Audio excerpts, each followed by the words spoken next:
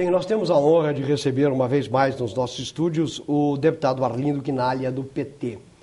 E eu até estava dizendo para o deputado, em primeiro lugar é uma alegria tê-lo aqui, porque há 20 anos o deputado frequenta os estúdios da TV Prevê. Há 20 anos, em todas as situações, ele não se furtou em dar entrevistas ao vivo e gravadas aqui nos estúdios da TV Prevê, ou até mesmo nas suas passagens aqui pela cidade de Bauru.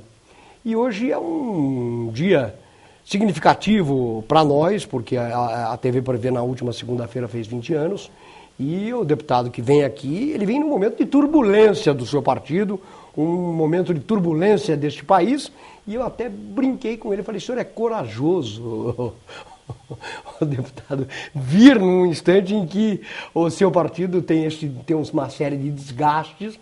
Ele falou, mas eu sou corintiano, eu tenho coisa boa para falar do Corinthians. Prazer em vê-lo aqui, deputado. Seja bem-vindo uma vez mais aos nossos estúdios. Muito obrigado, Samuel.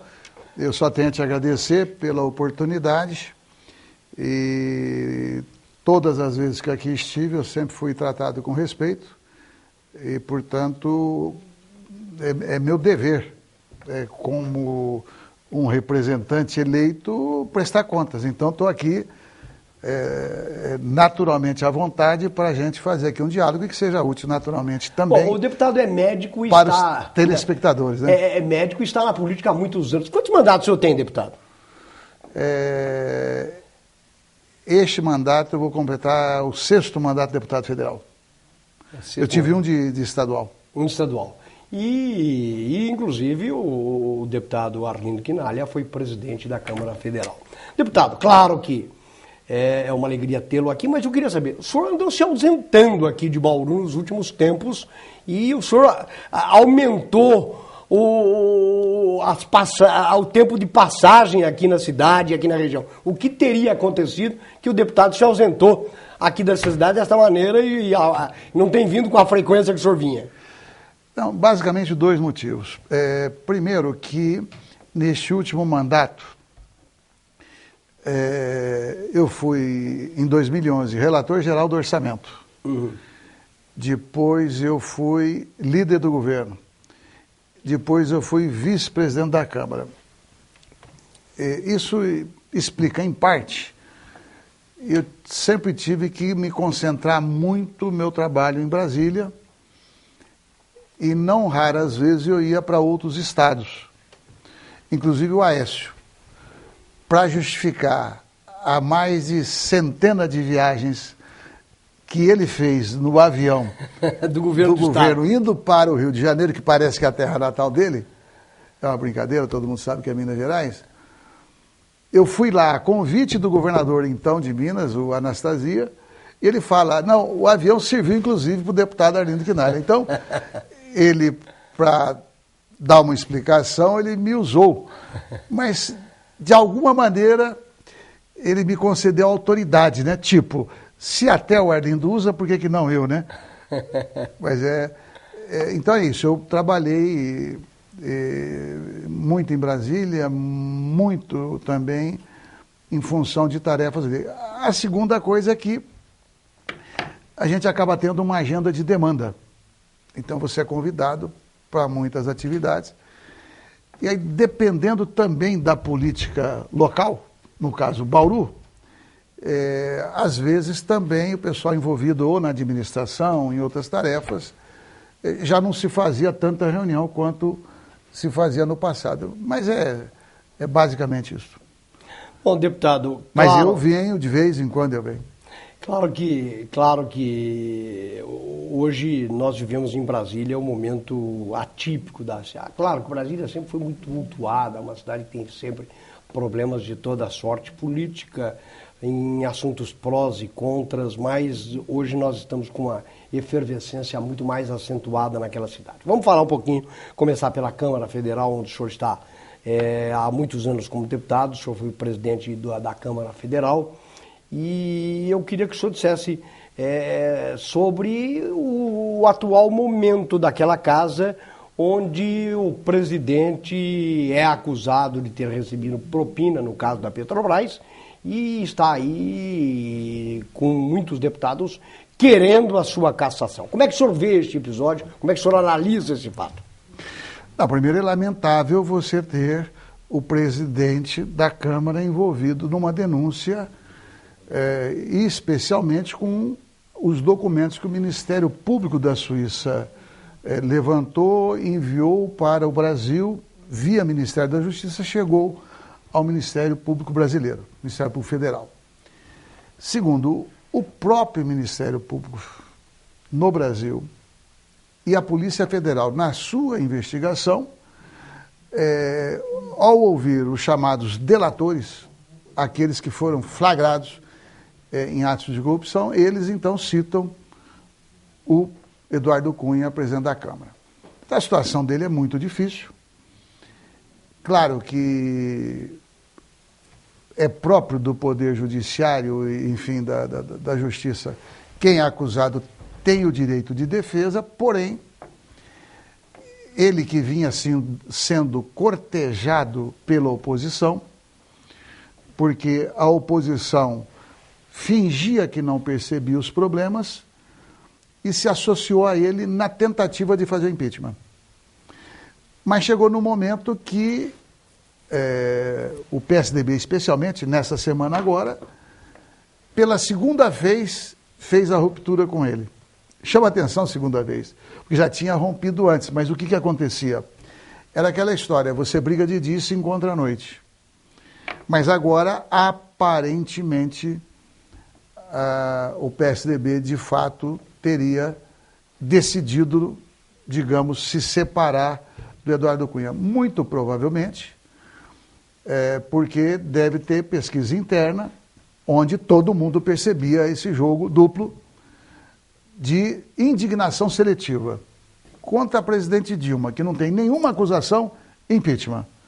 Contra o Eduardo Cunha, que havia todas as evidências e, segundo consta, até mesmo provas, nós somos aliados. Então o PSDB deve ter percebido que isso, a população também percebia essa contradição. A situação dele, eu já disse, é difícil. Eu disputei a presidência da Câmara com ele, mais dois candidatos, Júlio Delgado e Chico Alencar, e ele construiu a candidatura dele já no mandato passado. Eu não quero entrar em detalhes, porque poderia parecer, não é, mas poderia parecer choro de derrotados, né? Então eu estou bastante tranquilo, não tomei nenhuma iniciativa contra ele. A bancada do PT, mais da metade, já assinou no primeiro dia a representação contra ele.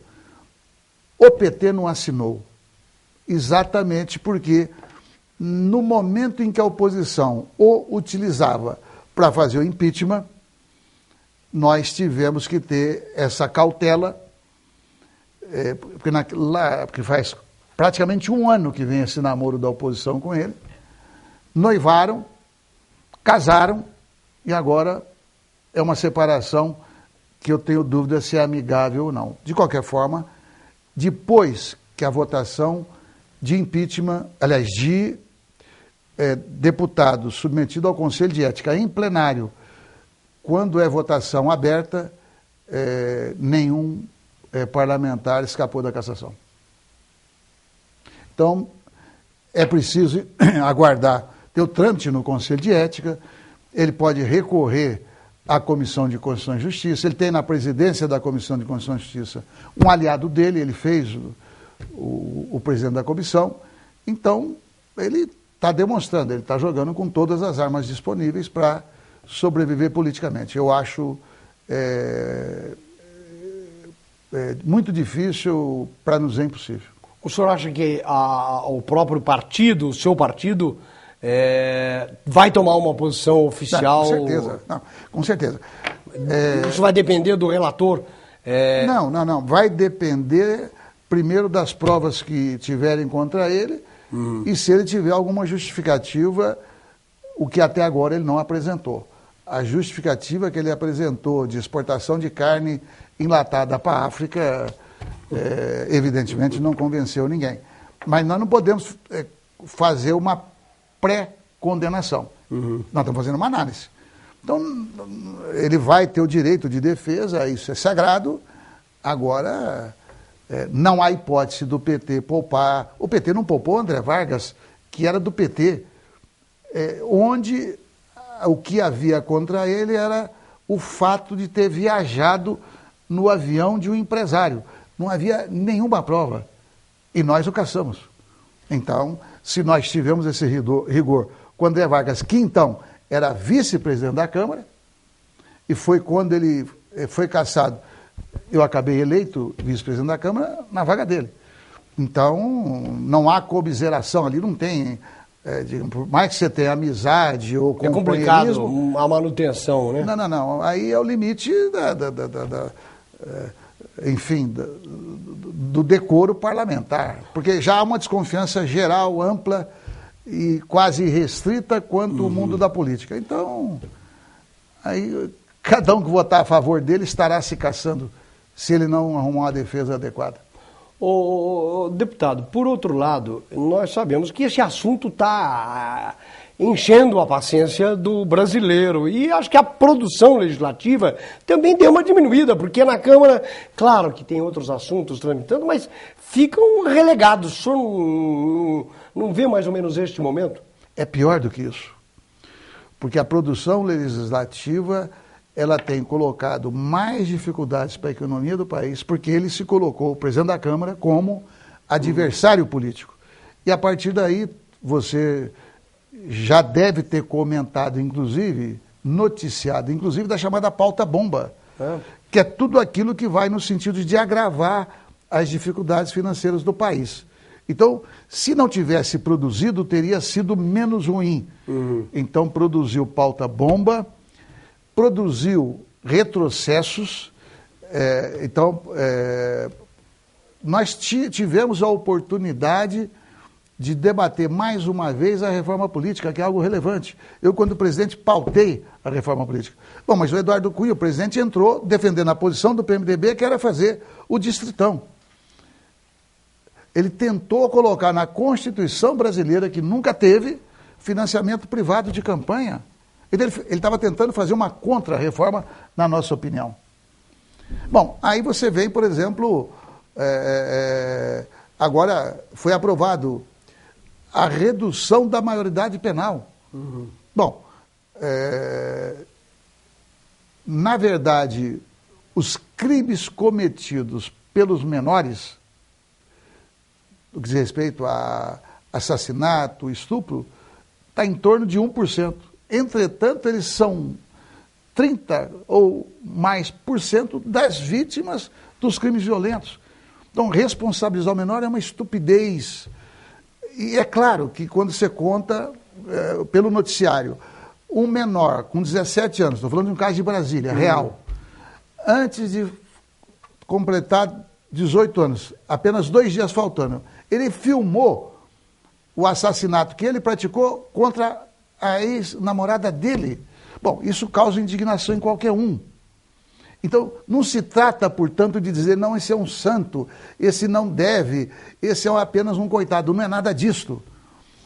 O que nós temos que discutir é, na minha opinião, que quando alguém comete um crime bárbaro como este, nós temos que deixá-lo lá 10 anos. Ele tem que trabalhar, ele tem que estudar, ele tem que se reeducar. Enfim, porque as mazelas da sociedade não se restringem aos jovens, e muito menos ao menor adolescente. Uma sociedade onde o adulto tem medo da criança, tem medo do adolescente, eu acho que é um sinal de doença da própria sociedade. Enfim, são temas complexos. Então, todos esses ele colocou, na minha opinião, o país na contramão da história. O mundo está repensando isso. Né? Agora, está vendo manifestação das mulheres contra a pauta que ele retoma. Então, ali é uma prevalência, veja, as pessoas têm direito a pensar o que quiser, é democrático. As pessoas, no Brasil, nós somos um país, antes a gente falava que era um país católico, ainda tem maioria católica, mas hoje nós temos, especialmente, o crescimento dos evangélicos. Pois bem, mas você submeter a política a dogmas religiosos é uma loucura, porque na religião você trabalha com dogmas. Na política você tem que trabalhar com princípios. Você não negocia princípios, mas você pode negociar para produzir uma boa legislação. Então, esse é um outro problema. Então, lá tem, às vezes, representantes de policiais militares, representantes de delegados, que fazem do medo, da insegurança, um carreador de votos. Bom, isso não lhe dá razão intelectual, nem contraria a história, nem aquilo que acontece em outros países de bom, né? Porque a ciência, ela não é um produto local, a ciência é universal. Então parece que nós estamos querendo reinventar a roda.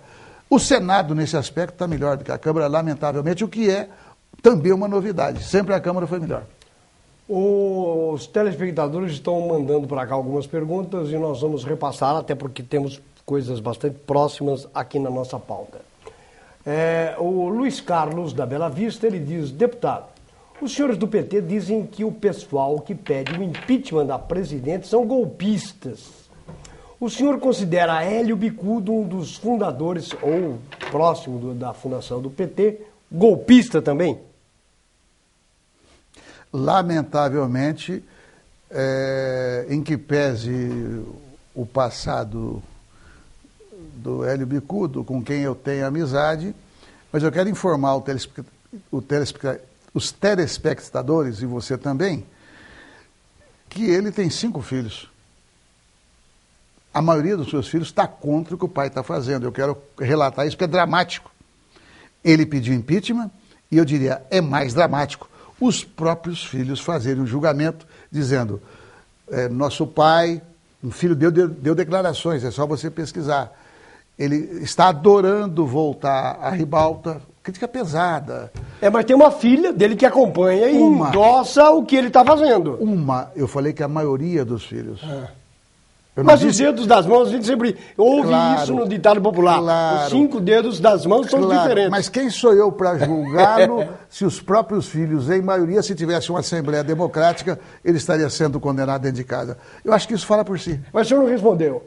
Qual que é a resposta? O senhor considera que ele também é um golpista em fazer isso? Não, veja, são golpistas, então eu não quero falar dele porque ele é um senhor de quase 90 anos de idade.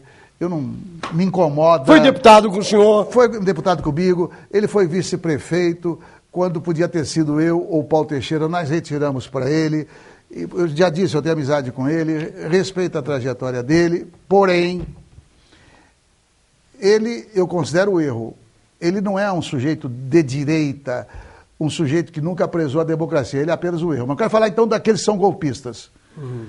Que são esses que dizem, Eduardo Cunha me representa. Deviam ter coragem de perguntar, falar, Eduardo Cunha me representa, porque é o que estão dizendo. Porque contra o Eduardo Cunha a acusação, a prova, contra a Dilma inverteram. Eu não gosto da Dilma, eu não gosto do PT, por isso eu peço impeachment. Não é assim que as coisas funcionam. Eu não defendo a Dilma porque ela é do PT ou porque eu fui líder do governo dela. Não, eu defendo a democracia. Não se brinca com isso, porque muitos que levantam o dedo para apontar, não deram 1 minuto da sua vida em benefício da sociedade, só cuidaram dos seus interesses. Tem direito, só não tem direito de tentar dar lição de moral. Não tem essa moral toda, principalmente para aqueles que se doaram à política, que se doaram para o bem comum.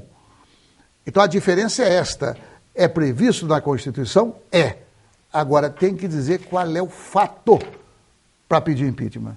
E não dizer, eu não gosto, faço impeachment. Então, nós podíamos fazer que nem na Revolução Russa. Sabe como é que era na Revolução Russa?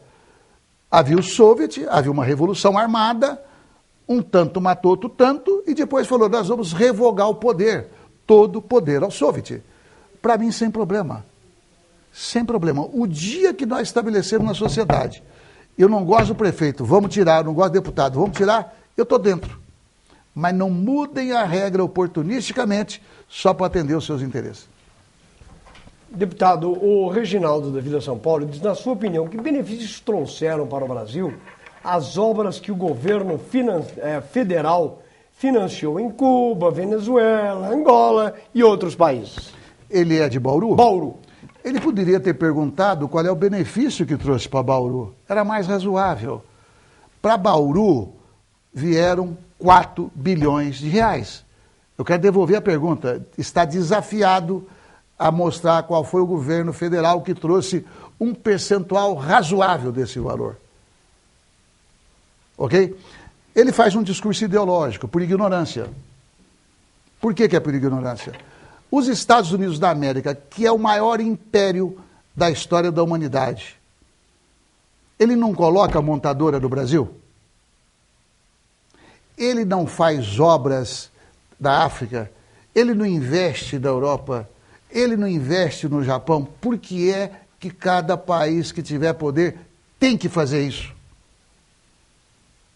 Tem que fazer, porque sendo um país da dimensão nossa, se nós não tivermos a capacidade de interferir na economia mundial, não é por acaso que o Brasil, no governo Lula, nós elegemos o presidente da Organização Mundial do Comércio.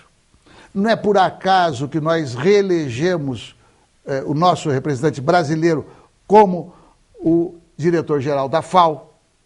É porque você tem que fazer política. Ele está tão atrasado, o autor da pergunta, que depois que os Estados Unidos reatou as relações com Cuba, até o Bolsonaro não fala mais isso. Ele está um pouquinho à direita do Bolsonaro, aparentemente. O que se ouve, que se tem dito muito, o deputado, é que muitas dessas obras que o governo federal e até mesmo através do BNDES ajudou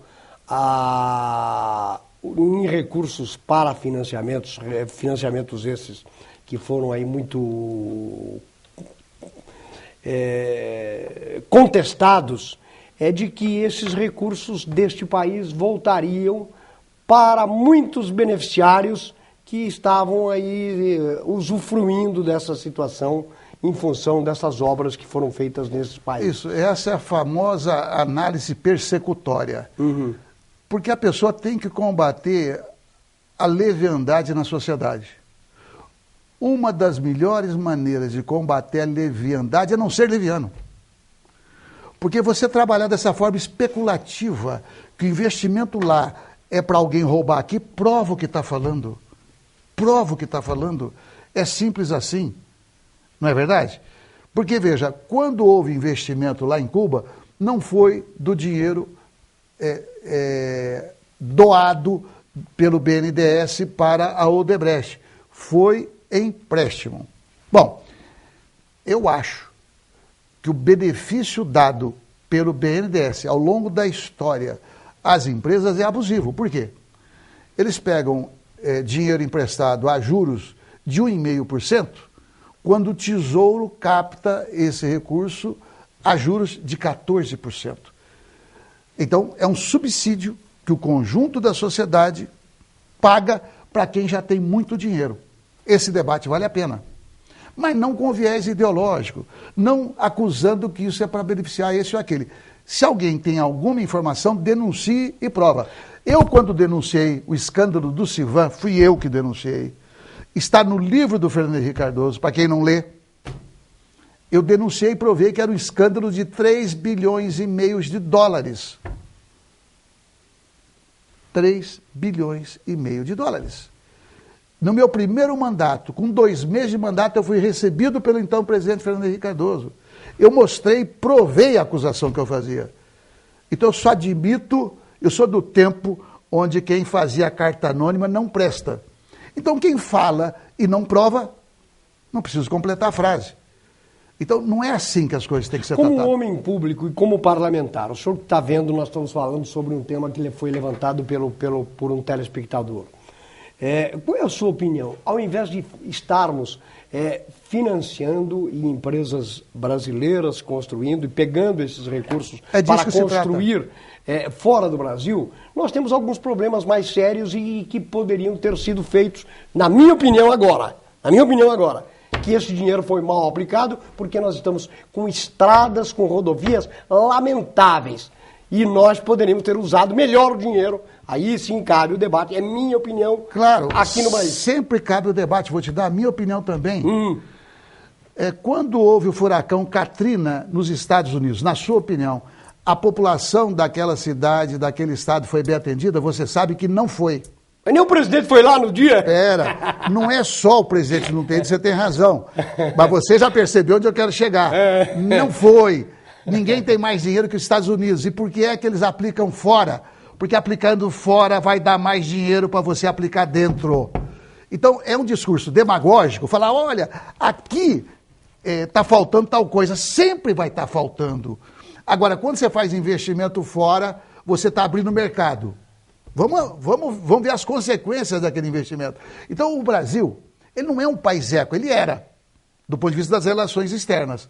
Mas quando ele começa, por exemplo, o Brasil, o Lula, ele foi para a África e repreendeu a presidente Dilma. Falou, olha, o oceano não é uma dificuldade, é uma saída. Por quê? Ele fez toda uma política para ampliar o comércio internacional do Brasil, para se proteger da China, para se proteger dos Estados Unidos, porque a China está entrando aqui, a China está entrando na América Latina. E o povo chinês vive, do ponto de vista da saúde, por exemplo, com uma falta de proteção social total, comparada ao Brasil. Aliás, nos Estados Unidos, sabe uma notícia aí de o pessoal que gosta de atacar o Sistema Único de Saúde brasileiro? Não, isso eu falo de cátedra e falo 200 vezes aqui na televisão. Deixa eu te contar. Já falei, porque além de debater esse assunto com saúde, eu frequento os Estados Unidos como muito pouca gente frequenta. Isso. Eu tenho familiares. Sabe lá. Quanto ficou a saúde lá é horrível. Isso. Sabe quanto ficou uma picada de cobra para um coitado que não podia pagar lá? 160 mil dólares. E nós sabemos que picada de cobra do Brasil, nós temos soro, nós temos, enfim, atendimento imediato de excelente Da nível. mesma forma, o deputado, mas peraí, da mesma forma que o senhor está levantando esse assunto, eu também contestei o ministro da Saúde quando aqui esteve, quando ele falou uma série de inverdades, quando o senhor, como médico, sabe dos problemas que não quis o ministro admitir que passa alguns hospitais, não só desta região, desse estado e do país. Isso. Com certeza passam, mas eu queria continuar lá atrás. Então, quando você faz o investimento, é a mesma coisa o seguinte, é como se você tivesse uma poupança em casa e você fala, mas eu preciso consertar essa goteira aqui. Bom, a goteira eu vou consertar, mas eu não vou trocar o ladrilho agora. Por quê? Eu prefiro investir aqui na minha roça, porque eu vou plantar e vou colher e amanhã eu posso até ampliar a minha casa. Essa é a lógica muito simplificada para você fazer investimento em outros países. Todo mundo já sabe que não tem almoço de graça. Se o Brasil ficar fechado em si mesmo, Estados Unidos, Europa, China, Japão, etc., vão tomar conta desses mercados. Então não pode ficar parado. Porque a pergunta é outra. A pergunta é outra. Apesar do Brasil estar investindo lá fora, o quanto que se investiu aqui dentro comparativamente no governo Lula, Dilma e outros governos? Aí é fácil comparar. Eu comecei por Bauru. Deputado, nós temos algumas perguntas e, claro, nós vamos priorizar aqui o telespectador. O Gustavo Maia, do Jardim América, ele diz, nas eleições do ano passado, o senhor deputado Quinalha fez uma dobrada com o atual vice-prefeito e provável candidata a vereadora ou a prefeito nas eleições de 2018 desta cidade. Ela para estadual e o senhor para federal, onde o senhor saiu vitorioso e era derrotada. Pergunta ao senhor, as pessoas que trabalharam, se dedicaram e perderam seus tempos nas campanhas de 2014 ainda podem contar que o senhor e a vice-prefeita estarão honrando esses débitos? Aí eu não sei o que ele quis dizer. Honrando débitos? Débito, eu tenho a impressão que são pessoas que não tiveram promessas de algum tipo de recebimento, não sei. Bom, eu não sei exatamente o que está sendo perguntado. Também eu sempre honro a minha palavra. O Gustavo está um pouquinho, tem que esclarecer um pouquinho melhor esta situação. O Amauri do Jardim Guadalajara. Deputado, o senhor falou agora há pouco que a religião tem seus dogmas e na política seus agentes votam de acordo com seus princípios. Gostaria de saber se os princípios dos políticos não são iguais aos da maioria da população brasileira, como a redução da maioridade penal, o aborto, entre outros assuntos que os deputados defendem e brasileiros são contra? É um debate difícil, mas gostei muito da pergunta. Ela é bastante instigante. Olha, a posição mais confortável para um parlamentar é você falar, não, a população pensa desta maneira, portanto eu vou defender isso. Isso dá voto, isso te tira da polêmica, mas isso é o chamado senso comum. Agora, quando você tem a oportunidade e o dever de falar o seguinte, mas o que é que eu estou buscando no que diz respeito à segurança pública?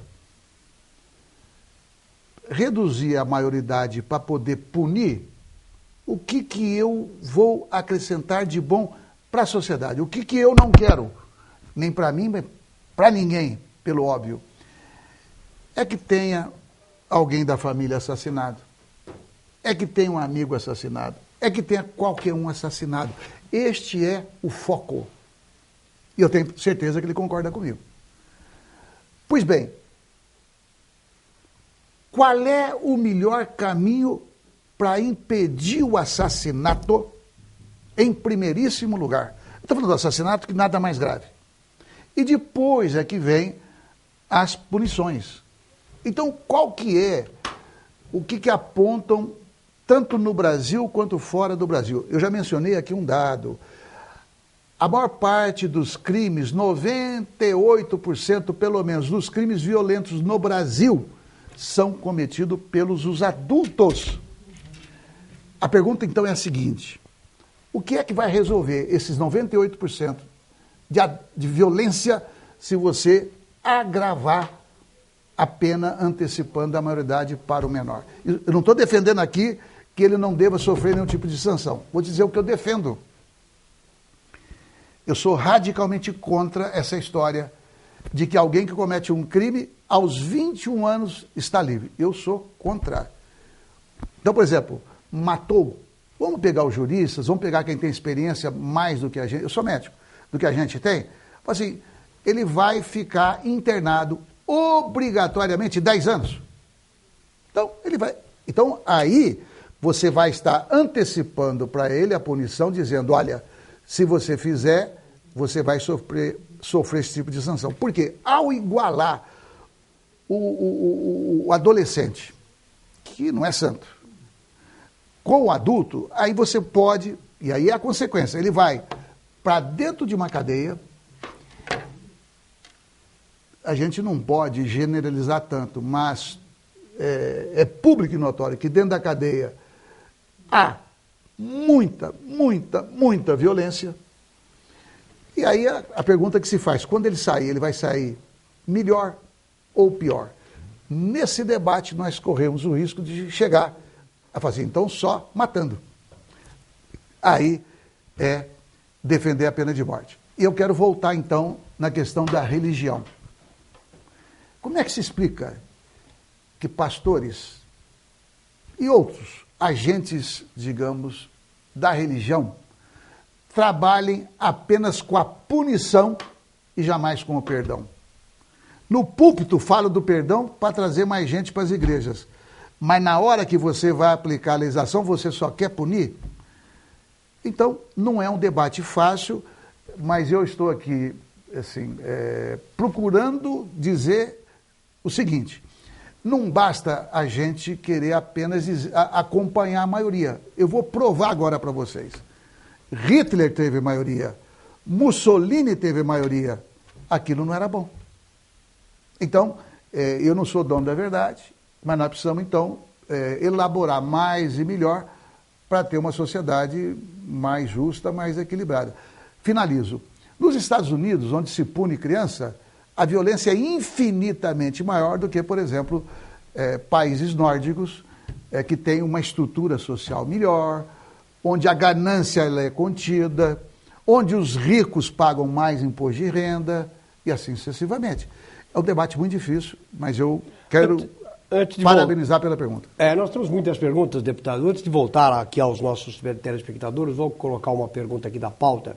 A crise do país, a falta de perspectiva, o desemprego altíssimo, o PIB ridículo, o comércio vendendo pouco e até mesmo muitas lojas e estabelecimentos fechando, a indústria produzindo abaixo do esperado. O cenário tem preocupado o senhor, seus pares? Como é fazer? Como é que o Brasil precisa para tentar reverter essa situação? Sua opinião. Bem, primeiro, a crise mundial de 2008 varreu emprego nos Estados Unidos, na Europa, no Japão, Na oportunidade, o presidente Lula, então, ele teve uma capacidade espantosa porque os bancos pararam de emprestar dinheiro. E ele, então, mesmo depois de ter liberado o depósito compulsório ao Banco Central, que foram 100 bilhões, os bancos não emprestaram um centavo praticamente para ninguém, estavam com medo de quebrar. A quebradeira era mundial. Ele, então, determinou que os bancos públicos, Caixa, Banco do Brasil, BNDES, Banco do Nordeste, Banco da Amazônia, todos eles começaram a emprestar. Esses bancos, sozinhos, emprestaram mais dinheiro do que todos os outros bancos juntos em período anterior. E ali, então, conseguiu manter a economia girando, principalmente com o mercado interno brasileiro, com o consumo. Bom, mas a crise foi se acentuando. Então, a desaceleração da China, que proporcionalmente está numa crise brutal também. A crise que já vinha, os Estados Unidos que está recuperando com o Obama. E a Europa não sai do lugar, mas com países em crise como Portugal, Espanha, Grécia, Irlanda, entre outros. Então, nenhum país é um oásis, né? Então, o Brasil combinou agora 3 coisas, na minha opinião. A crise política, que interfere na economia, porque todo mundo fala, a oposição quer o impeachment e o governo tem a obrigação de se defender do impeachment, o país para. É verdade. 2, a crise econômica, além do que eu falei, na minha opinião, a presidente Dilma errou em alguns passos. Errou, na minha opinião. Eu era líder do governo e discordava, por exemplo, da desoneração, aliás, da renúncia fiscal que ela fez. Ela desonerou a folha de mais de 50 cadeias produtivas. No início, o que era? Bom, o setor exportador, para ter competitividade, precisa aqui de um estímulo. Ao fazermos isso, vai gastar dinheiro público, porém vai arrecadar mais com as exportações. Não aconteceu. Só que quando ela mandava na forma de medida provisória para o Congresso Nacional, aí os deputados e senadores, atuando em defesa de interesses empresariais, a gente costuma usar a seguinte frase: entra um Fusquinha e sai uma Ferrari. Então aquilo que era uma desoneração desse tamanho, virava uma desoneração monstruosa.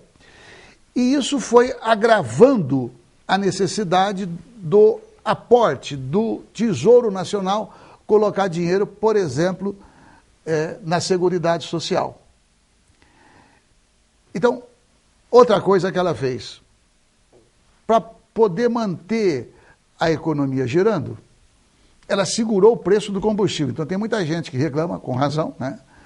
Já teve 2 aumentos esse ano. Mas se esquece que o preço ficou congelado de 2 a 3 anos. Eu acho que ela deveria, se dependesse da minha opinião também, dado o aumento na época certa. Porque agora acumulou. E agora gera inflação. Terceira coisa que também foi muito polêmico, bem intencionado. Ela, na renovação da concessão do setor elétrico, ela reduziu a tarifa. Só que veio aí o aspecto hidrológico. A estiagem de mais de 70 anos teve que comprar energia, inclusive de termoelétrica, que é muito mais caro. Então, tudo isso, e a economia mundial não se desenvolvendo, chegou na necessidade do chamado ajuste. Bom, está sendo pesado. E o que é claro que preocupa a sua pergunta, né? Essa é a questão central do país, porque se o governo erra, se o país não consegue sair dessa situação, sempre a camada mais pobre é que vai pagar o preço mais alto. Então daí vem os programas sociais que têm que ser mantidos, é todo um esforço, há uma polêmica, inclusive dentro do Congresso Nacional, mas se depender da nossa opinião, nós temos que reorganizar a economia. Primeiro, não tem como fazer essa transição sem sofrimento. já está tendo sofrimento. Nós temos que abreviá-lo. O Lula, quando assumiu, fez um ajuste maior do que ela está fazendo. E depois deu certo. Então vamos trabalhar para que novamente dê certo. Vamos para as perguntas. Pergunta esta feita, pois eu vejo quem é. Sérgio da Silva Fernandes, do Centro de Bauru. O presidente ganhou, senhor deputado, a presidente ganhou só dizendo mentiras. Dificultou o recebimento do seguro-desemprego. A aposentadoria agora é só à beira da morte. Pensão ao cônjuge que fica já não é válida e nem é o mesmo valor. Entre outras coisas que afetam diretamente o pobre trabalhador. Pergunto, qual o significado da sigla do seu partido? Deveria mudar, pois tudo fazem contra o trabalhador. Opinião do Sérgio da Silva Fernandes, aqui do Centro de Bauru. Não, veja, é a opinião dele, eu respeito, mas ele precisa, é bom a gente comentar o seguinte. Primeiro, acabou de ser extinto o fator previdenciário que ele não mencionou. E o fator previdenciário não foi feito nesse governo. Segundo, acabou de ser sancionado pela Presidente da República a chamada Fórmula 85-95, que ele sabe, e parece ser aposentado e politizado. Então, é justo colocar os avanços que estão acontecendo. Terceiro, ele falou que dificultou o seguro-desemprego. Eu tenho certeza que ele não é favorável às fraudes. Porque, lamentavelmente, o que vinha, e em parte continua acontecendo. A pessoa está no seguro-desemprego, por falta de controles, acaba arrumando um trabalho, por interesse patronal, fala, não, eu não vou te registrar, você está no seguro-desemprego, então vamos fazer aqui um acerto e o Estado deixa de arrecadar. Quando o Estado deixa de arrecadar, é o dinheiro que vai faltar para a saúde, para a educação, para a segurança pública, etc. Então, é preciso, na minha opinião, eu respeito a dele, mas é a minha, nós vemos mais outros aspectos das decisões de governo. O Moisés Stahl, ele faz a seguinte pergunta. Boa tarde a todos. O que falta ao Brasil é o princípio de republicanismo. Não se sabe perder. Aécio Neves e o PSDB é o exemplo lamentável disso. Aqui em São Paulo, a política educacional do PSDB decretou a falência de nossa educação. Qual a sua opinião sobre esta crise do ensino paulista? Bem, ela é pública e notória, em que pese o esforço dos profissionais de educação, mas está havendo ocupação, inclusive, de escolas por parte de alunos, com apoio dos pais, porque essa tentativa de reduzir o número de escolas, eu diria que é mais uma regressão. O PSDB governa o Estado há pelo menos 20 anos. E nós podemos questionar, falar, não, a qualidade do ensino ela é baixa. E aí o que não pode ocorrer é responsabilizar os professores. Por quê? Se ele ganha mal e tem que ter pelo menos uma jornada de 8 horas, ele não vai ter tempo nem de ler, nem de estudar. Ele já foi vítima de um ensino limitado no passado e vai fazer novas vítimas. Então eu acho que falta, eu diria, lamentavelmente, nem a educação, nem a segurança, e nem tão pouco as outras, são prioridades aqui no Estado. Eu acho que esse é um debate, nós não estamos aqui para pedir o impeachment do governador, mas quando o Aécio Neves pede o impeachment, dizendo, por exemplo, que foram faladas mentiras na campanha, no momento em que for oportuno se debater quem mentiu, na minha opinião, a campanha da Dilma errou. E foi isso que fez com que ela perdesse credibilidade praticamente da noite para o dia. A exemplo do que aconteceu com o Fernando Henrique, que prometeu um real forte, no primeiro dia da nova legislatura, do novo mandato, ele desvalorizou o real. Então, não tem o que esconder. Agora, daí alguém querer posar de santo e falar que o defeito está só no outro.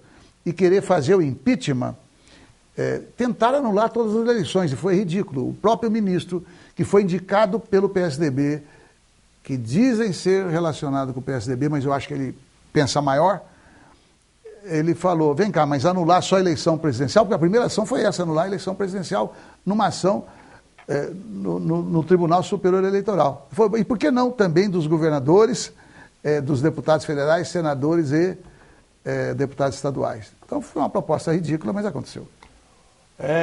O Luiz Nicola, do Jardim Europa, ele faz a seguinte colocação aqui, manda um e-mail. O deputado chama o telespectador de ignorante. Ignorante é o seu governo, o mais corrupto da história do Brasil. Desculpa, ele falou que eu disse que eu chamei quem de ignorante? Ele disse que o senhor chamou o telespectador de ignorante, eu dei a entender.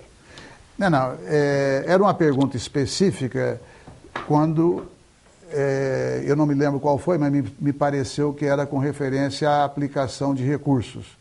Não chamei todos, aí já é colocar na minha boca o que eu não falei. Então quero lembrar que é bom a gente começar a falar a verdade. Quanto a ser o mais corrupto, você está desafiado a provar. É simples assim. Eu respondo por mim. E se você me der o seu RG, eu te dou o meu RG. Se você tiver empresa, nós vamos ver a tua área de fiscalização. Vamos ver se você paga impostos. Você vai ver se eu pago impostos. Eu tenho a minha vida pública e me orgulho dela. Agora, a distância é fácil. Então, nós podemos, em algum momento, você botar um seu representante para fazermos o debate. Agora, dizer que é o mais corrupto, você precisa provar. Deputado, a saída do ministro Joaquim Levy, que não é muito bem aceito por setores do governo, pode acontecer? Seria parte de uma solução que nós temos hoje com tantos problemas no país? Qual a sua opinião? Não, eu não vejo que a responsabilidade seja exclusiva do Joaquim Levy. Porque se a presidente da República não concordar com o que ele está fazendo, ela tem autoridade para dizer isso sim, isso não. Então não existe ministro forte suficiente para contrariar a orientação da presidente da República. Então tem muita especulação. É possível que ele venha a ser substituído?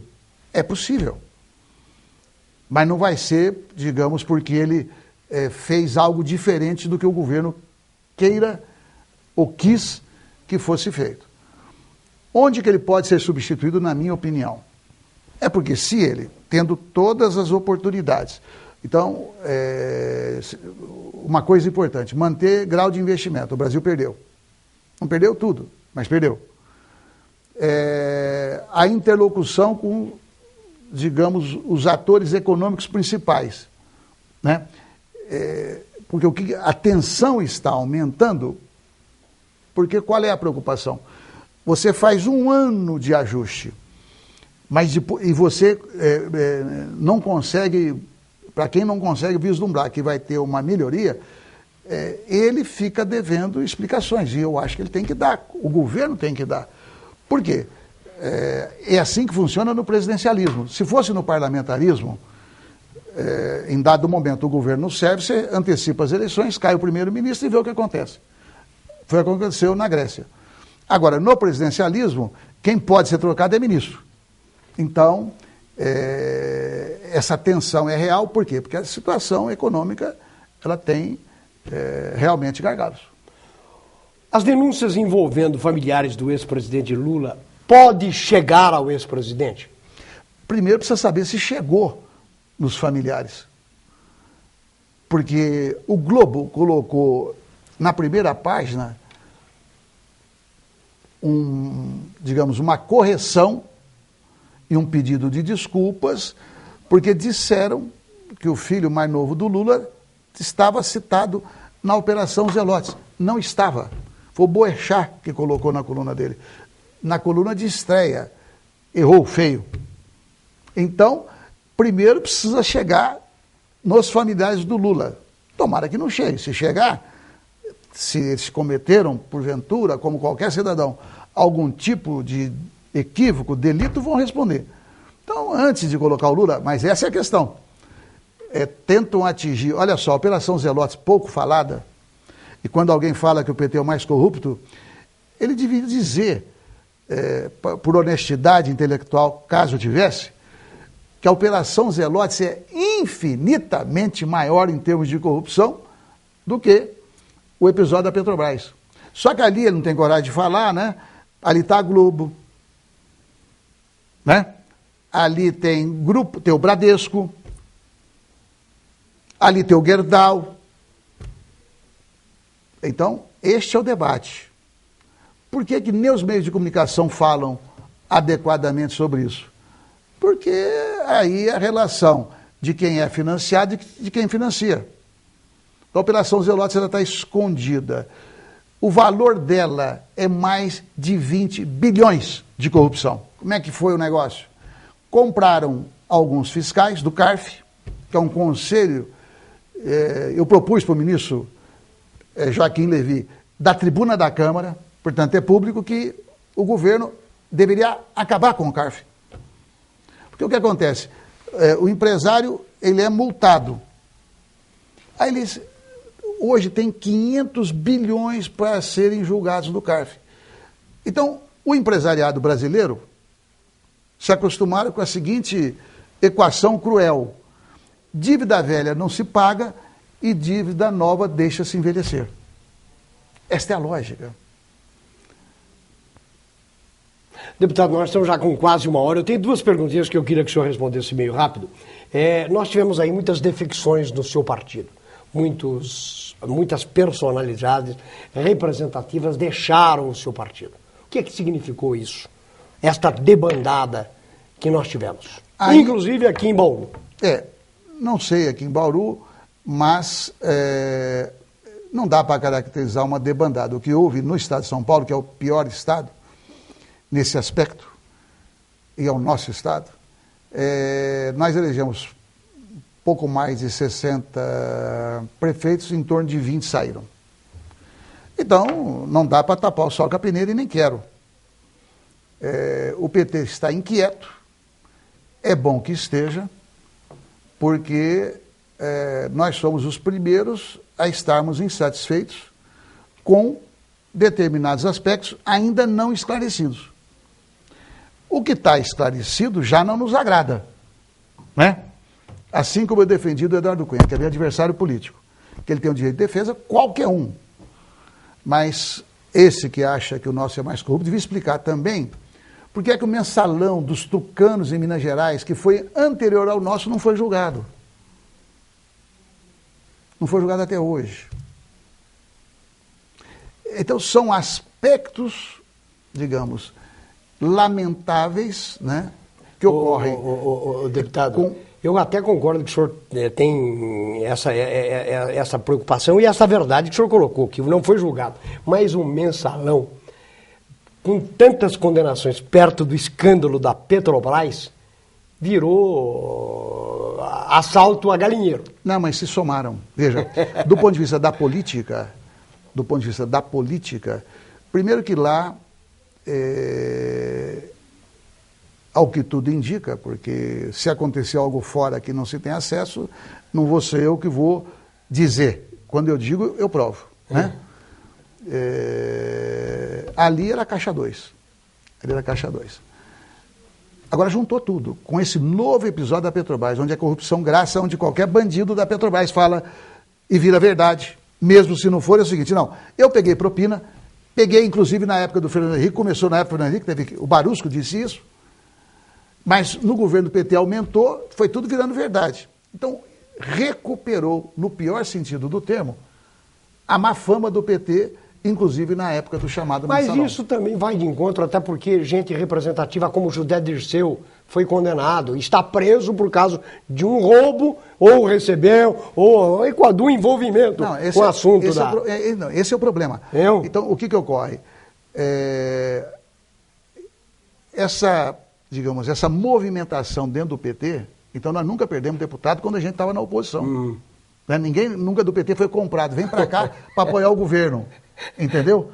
Mas agora com a crise, digamos, sendo o governo, perdemos 3 agora. Tem um senador que está para sair, 2 senadores que estão para sair, ao que tudo indica. Então, ninguém sabe como é que vai ser o PT amanhã. Né? Tem gente do PT que fala assim, vamos ver quem é que fica. Então, eu não estou negando a crise. Então, o deputado fica à vontade para falar, porque ele tem uma história, ele é um histórico de ilibada reputação, e isso deixa o senhor até à vontade. E eu tenho a impressão que é até intimamente triste para poder comentar essas coisas. Não, é triste, mas como eu disse no início, nós temos que ter a capacidade de entender e o dever de prestar contas. Eu não tenho nenhum compromisso com erro. Eu não tenho nenhum compromisso com erro. Veja, partido político é um instrumento. Sindicato é um instrumento. Ok? O sindicato, se uma diretoria formal, você elege outra diretoria. Partido, se formal, ele vai morrer. É simples assim. O que eu lamento, sinceramente, é, digamos, na medida que tem problemas da política, as pessoas se afastam da política e aí vira uma selvageria, né? Imaginando que o grito, que a ofensa, isso primeiro que vai intimidar alguém. Não intimida. Segundo que vai resolver o problema. Também não resolve. Para encerrar, a CPMF é difícil passar, não é? É difícil. É difícil. O que aconteceu? Quando no governo Fernando Henrique ela foi aprovada, havia a tese de que você ia pegar os recursos da CPMF e somar com as outras fontes de financiamento da saúde. Muita gente diz que o dinheiro da CPMF não foi para a saúde. Não é verdade, foi para a saúde. Quase integralmente. O problema é outro. É que outras fontes que financiavam a saúde foram retiradas. Então, num linguajar bem popular, trocou 6 por meia dúzia. Aí, quando no governo Lula, eu era presidente da Câmara, nós conseguimos aprovar a CPMF na Câmara, negociando com a oposição, dando garantias totais que ia para a saúde, chegou no Senado, o Senado rejeitou. E aí tem vários motivos, né? Tem desde aquele que acha que não tem que pagar imposto, mas também tem aqueles que, por atividades ilícitas, não querem que exista a CPMF. Eu era contra a CPMF. Passei a ser a favor no dia que eu entendi que a CPMF era um mecanismo de controle. Então, se for para cobrar 0,00001 de todo mundo, eu sou favorável. Eu penso que não é pela arrecadação, eu penso que nem o senhor também. Para coibir, digamos, assim, a sonegação, o crime, assim etc. Também. Eu penso assim. Deputado, para encerrar, só para que o senhor saiba, as defecções aqui em Bauru do seu partido foram representativas. Perdeu-se alguém da estirpe de um Roque Ferreira, da esquerda marxista. O Roque é um grande companheiro. Uma perda. Eu não sabia. Tá. Nós perdemos o Molon, deputado federal, não quero comparar, mas enfim, mas o Roque eu conheço há muitos anos, é uma pena. Eu entendo, não sei o que ele está falando, não sei se ele foi para outro partido. Mas... Já foi para o PSOL. Então, eu vou continuar respeitando... O Batata também, e o senhor não sabia que poderia perder até um outro vereador que está cogitando aí, que fala-se na saída eventual do Sandro Bussola, que o acompanha. Embora que ainda tem muita água para passar por baixo da ponte. Eu já disse, vou reiterar,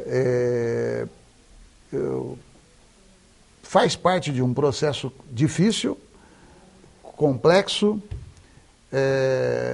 Se o PT fosse um partido banal, digamos, completamente com a disfarçatez, digamos, total, o PT não estaria incomodado, nós estamos incomodados. Então, eu me preocupa, é óbvio, como a qualquer um. As motivações podem ser diferentes, porque tem desde, por exemplo, o prefeito que sai porque ele ouve, olha, se você ficar no PT, eu não voto em você. Você é um bom prefeito. Ele fala, poxa, eu prefiro continuar prefeito. É uma escolha, eu respeito. Mas a democracia se permite a isso também, né? E a legislação, cumpra-se aquilo que a legislação está escrito, mudar ou ficar, ou voltar, isso faz parte do jogo. É isso. digamos, eu diria que os valores humanos, os valores da esquerda, os valores de justiça social, na minha opinião, são valores universais. Né? Então você pega, por exemplo, alguém como Luiz Fernando Veríssimo. É um homem de esquerda. Um homem culto, né? Dá quase inveja, só não tem inveja porque não faz bem. Mas, digamos, eu gostaria de ter a cultura que ele tem. E ele critica o PT. E eu me regozijo quando ele critica, porque ele tem autoridade para fazê-lo. Então, ou o PT entende, ou o PT vai sofrer mais. Bom, eu tive a honra, deputado, fiquei muito feliz em vê-lo aqui. Obrigado, igualmente. Porque o deputado, eu acho que ele é corajoso nesse momento difícil, porque passa o seu partido, que governa o país, passa por uma situação delicadíssima. E o deputado veio, abriu aqui o seu peito, o seu coração, e esteve aqui sendo indagado pelo telespectador e sabe dessas contestações, a crise é notória, os fatos estão aí, tem muita gente presa, porém o deputado tem um passado, tem uma história, tem uma vida e tem os mandatos que ele tem que respeitar acima de tudo. Fiquei muito feliz, deputado, em tê-lo aqui e pelo seu desprendimento, pela sua coragem, pela sua audácia e pela forma incisiva como o senhor defende as suas convicções. Muito obrigado pela presença. Eu que agradeço. Eu agradeço. Espero revê-lo outras vezes aqui ainda, hein? Vamos ver se ele não fique ausente tanto tempo aqui das nossas câmeras como ele ficou dessa vez. Tá certo, deputado? É isso. E nós estamos encerrando o nosso enfoque regional desta sexta-feira e você poderá rever esta nossa entrevista nos horários alternativos da nossa programação, ou ainda mesmo porque essa entrevista ficará hospedada no site da TV Pro TV por tempo indeterminado e você poderá ter acesso a ela quando quiser. Aos telespectadores que nos acompanharam, mais uma vez os nossos agradecimentos e o convite para que estejam conosco nos horários alternativos desta programação, nos horários desta semana que vem. Um bom final de semana a todos e até segunda-feira.